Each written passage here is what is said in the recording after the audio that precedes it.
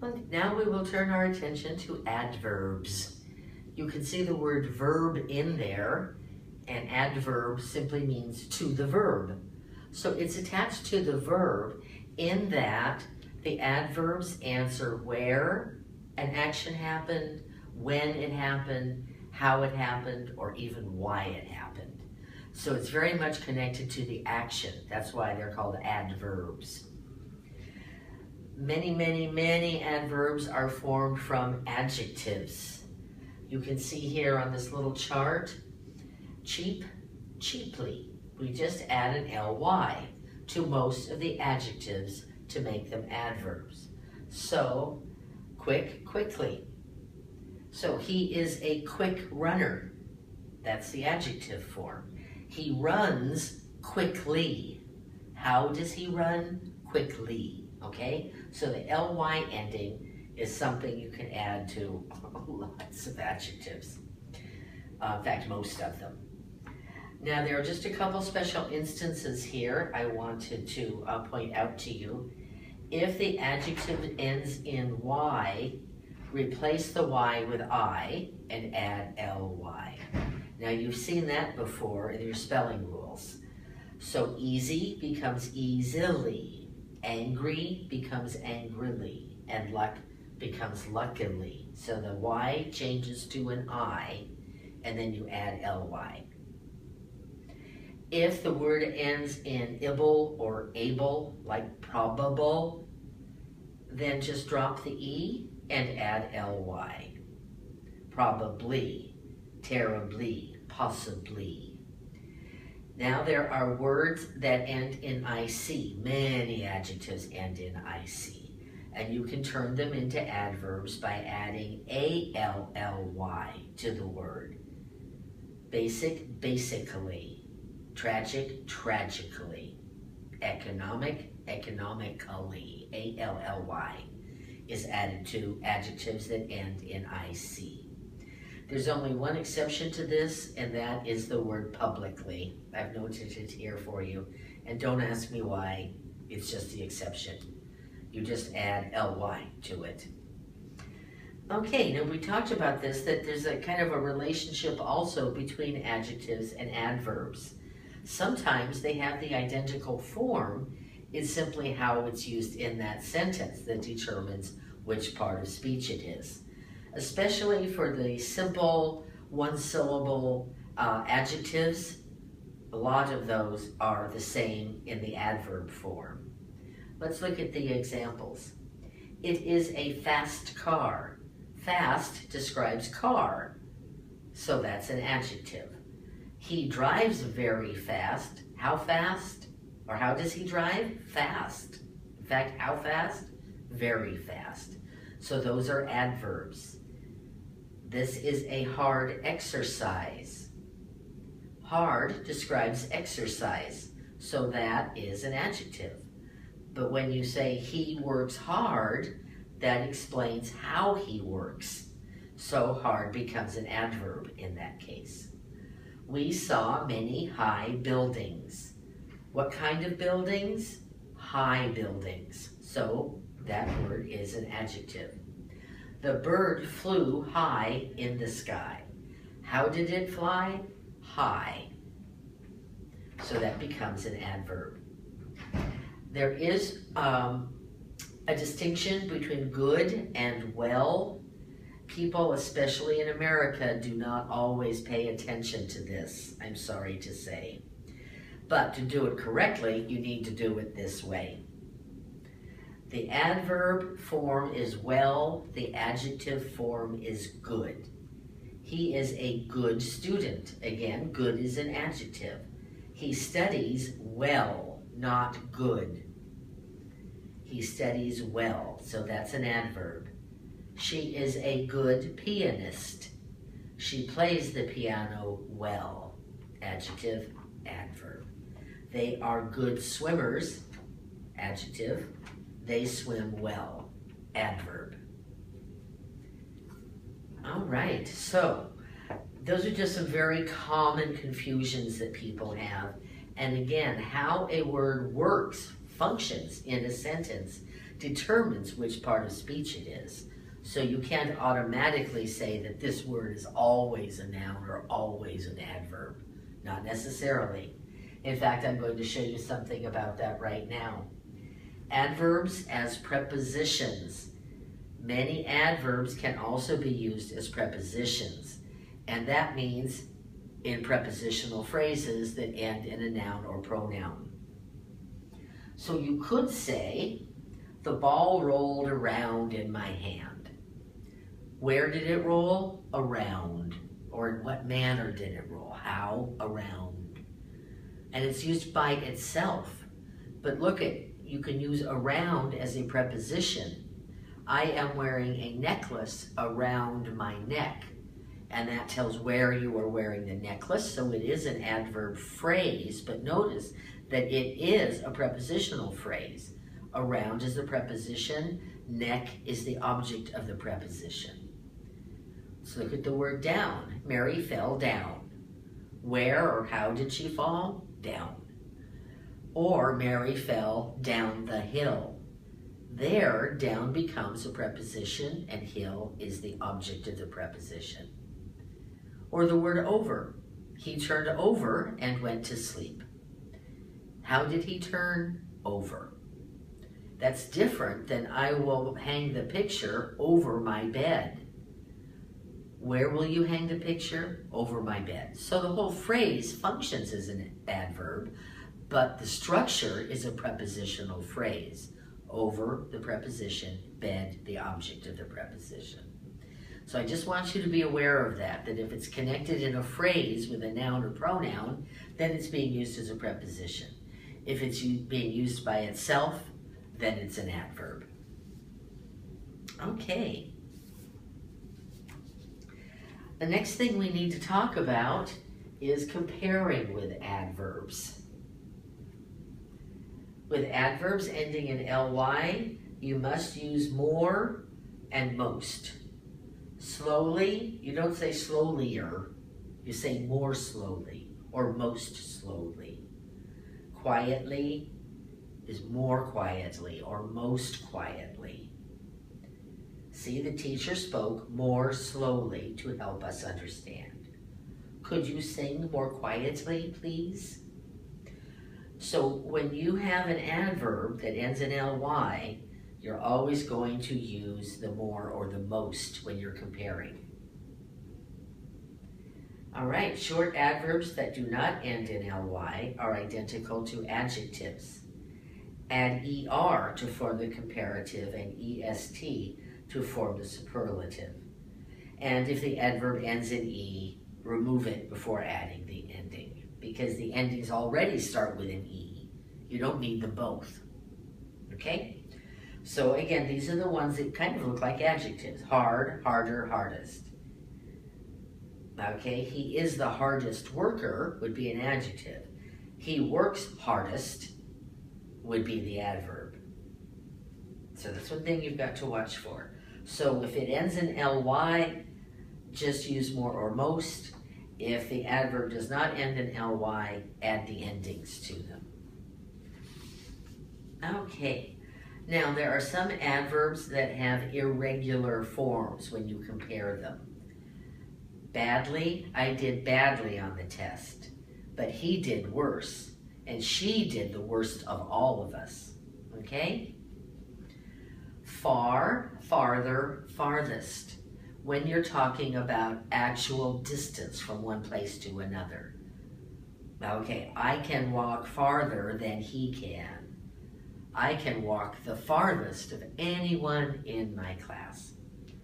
But far can also be further or furthest. And that's when you're talking about the extent. Let me look into this question further. Okay, you're not walking somewhere. It's what extent, how much, right? So that has to do with further. But if you're talking about distance, it's going to be far, farther, farthest. Little or less. Now here we're not talking about size, we're talking about amount. I have little food in my refrigerator, okay? He has less food, and she has the least of all. And then well is another one that's irregular. I do well on tests. He does better than I do, and she does the best. All right, so when you're comparing, keep those things in mind. There is a little group here where they are irregular, and they're very common, especially bad or badly, little and well. Those are used many times, and it's important to get those right. All right, let's go on to 3. How? Adverbs of degree. Well, we can talk about how much or to what extent, or we can also talk about in what manner. So let's look at the extent first. Sometimes adverbs modify adjectives, making them stronger or weaker. Some types of adverbs can even modify other adverbs, changing their degree or position. Let's look at the examples. You look absolutely fabulous. You look fabulous, okay? Fabulous is an adjective. How fabulous? To what extent are you fabulous? Absolutely, okay? And notice the ly ending. He is slightly overweight. He is overweight. To what extent? Well, just a little bit, slightly. You are very persistent. Persistent is an adjective here describing you. And very is the adverb telling us how persistent, to what extent. She played the violin extremely well. How well? Extremely. And again, the ly. You're speaking too quietly. How quietly? To what extent are you speaking quietly? Too quietly. So we have the extent, and notice you're speaking quietly. Quietly is an adverb. How are you speaking? And it's also then described by another adverb, too, meaning more than enough, okay? The other type of adverb of degree is the adverb of manner. It tells us how something happens. They, as I say here, they are usually placed either after the main verb or after the direct object. He swims, how? Well. He ran, how? Quickly, right after the main verb. James coughed loudly to attract her attention. Okay, he plays the flute beautifully.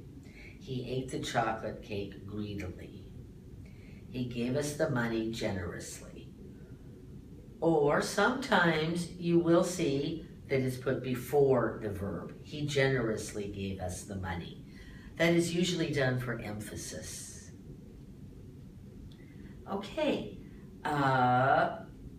so those are the adverbs of degree, to what extent or in what manner. Where are adverbs of place? If it answers the question where the action happened, then it is an adverb of place. These tell us, again, they're usually placed after the main verb or after the clause they modify. Okay, so John looked around. Where did he look? Around. I searched everywhere. Where? Everywhere. I'm going back to school. That tells you where. Come in. They built a house nearby. She took the child outside. So adverbs are normally just one word, and they're going to, in this case, the adverbs of place, tell you where something happened. Now the use of here and there, they're used all the time, so I thought I'd make a special note here. And they provide a location relative to the speaker. With verbs of movement, here means towards the speaker, and there means away from or not with the speaker. He came here towards me to see the artifacts in the glass case. I was going there to that place away from where I am now when I met a friend in the crowd. Okay, so here implies closeness or coming towards, and there implies distance or moving away from. So I just mention that because it comes up all the time. Okay, now some adverbs of place end with the ending W-H-E-R-E.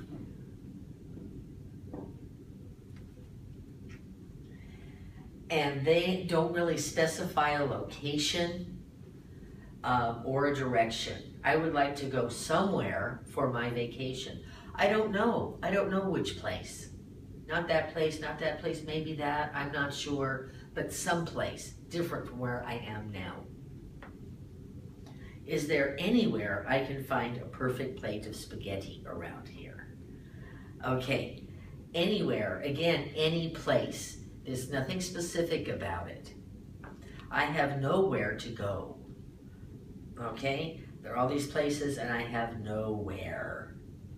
I keep running into Sally everywhere. I go this place, she's there. I go that place, she's there. And there, and there, and there. Wherever I go, in any place I go, she's there. Also, that some adverbs are going to end in W-A-R-D-S. And that implies a direction, a specific direction. Cats don't usually walk backwards in that direction. The ship sailed in the direction of the west, westwards. The balloon drifted in the up direction, upwards. We will keep walking homewards until we arrive, okay? So ward, when it's added to the adverb, back, west, up, home, then tells you that you're moving in that direction. Okay, adverbs of time.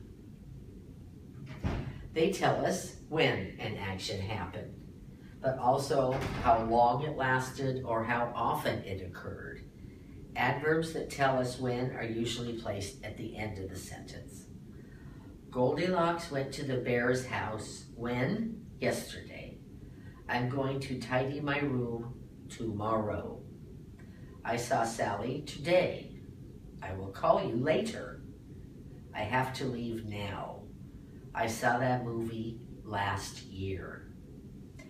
So, adverbs of time are normally one word, but they could be 2 or even 3 words long. As long as it fulfills that function, it really doesn't matter how many words there are to fulfill that adverb function. Some adverbs tell us how long something lasted. She stayed in the bear's house all day. My mother lived in France for a year. I have been going to this school since 1996. Okay, so it can tell you when something happened. It can tell you how long. And especially with that, there may be confusion between using for and since. For tells you how long something lasted. Since tells you here's this point and now it's different into the future from that point. So look at the difference. So I stayed in Switzerland for 3 days. That's how long I was there. It endured, it lasted 3 days. I am going on vacation for a week.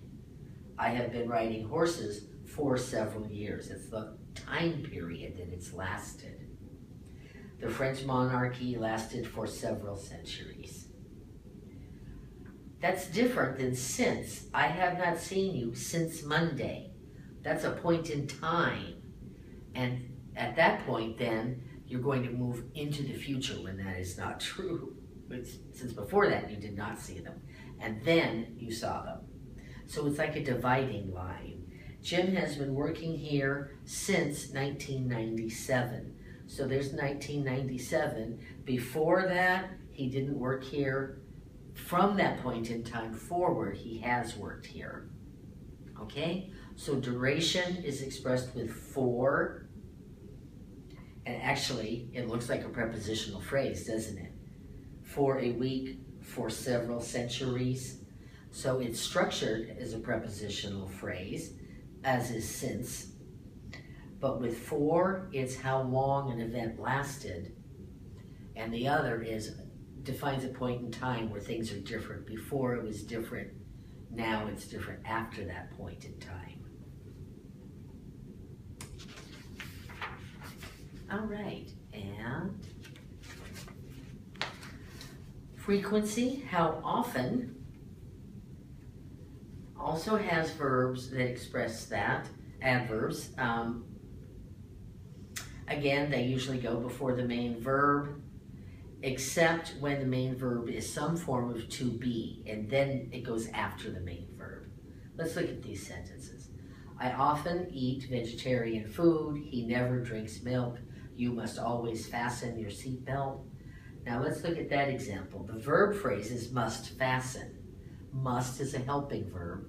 Fasten is the main verb. So the rule still applies. The word always, the adverb, goes right before the main verb. Now notice, I am seldom late. Am is a form of to be. So when you use to be, the adverb goes after it. I am seldom late. He rarely lies. Okay, see, that's different. So if you're using to be, like in I am seldom late, then it comes after. Frequency can also mean how many times something happens or has happened. This magazine is published monthly. That's how many times, every month. Once a week, 5 days a week. How many times? 7 times. I saw that movie. So frequency is how often, how many times. And again, there's often confusion about the words yet and still. Yet is used in questions and in negative sentences to indicate that something is expected to happen that has not happened up to this point in time. Okay, and it is placed at the end of the sentence or after the word not. Have you finished your work yet? Okay, I expect it to be finished. Is it done now? No, not yet. It will happen in the future. They haven't met him yet. Okay, so again, in the future, that is expected to happen. Haven't you finished yet? Okay, so I expect you to be finished, but it hasn't happened, at least up to this point. Still expresses something that continues in time. It's in positive sentences, it's placed before the main verb, and it is still placed that same place even if the verb is to be. In questions, still does go before the main verb. She is still waiting for you. She has been waiting and she continues to wait. Jim might still want some. He wanted some earlier and he may want some more. Do you still work for the BBC? You've worked for them for how many years and you are there still working for them? You are there. Are you still here? Okay? So you're here and you continue to be here. So that's more the use of still, is a sense of an action continuing from the past into the present. Where yet means something you expect to happen has not happened, to at least up to this point in time. I did want to mention something special about the usage of to and to. To meaning also and to meaning excessively. To can be used, this is T-O-O. Remember, we have 3 forms. There's to, which means the number 2. There's to, which can be a preposition, like to the store, or with infinitives, like to run, to jump, to sleep. And this to is T-O-O.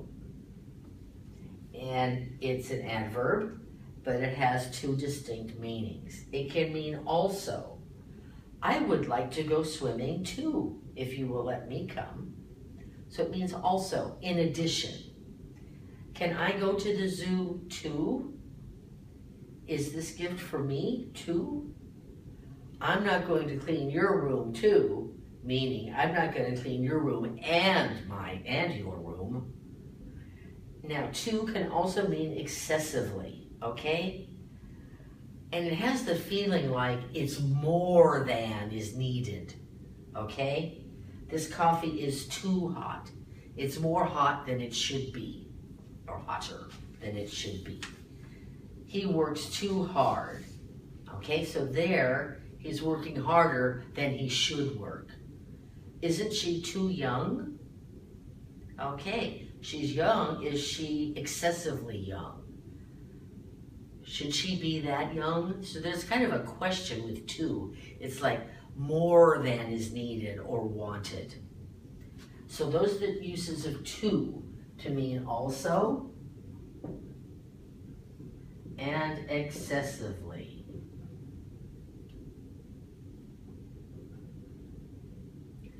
In a negative sense, it's more than you need or more than you want. Okay? All right, that wraps up adverbs for us. Once you start looking at the sentences, I think they'll start popping out at you and you'll start seeing them more. But remember, this function of adverbs, answering the questions where, when, how, or why, can be answered by single words, can be answered in prepositional phrase, so that's an adverb phrase, or an entire clause could tell you why, like because. I could not go. Why? Because I had no time. All right? So those functions that the adverb fulfills can be fulfilled, again, in many different ways. Single words, phrases, or clauses.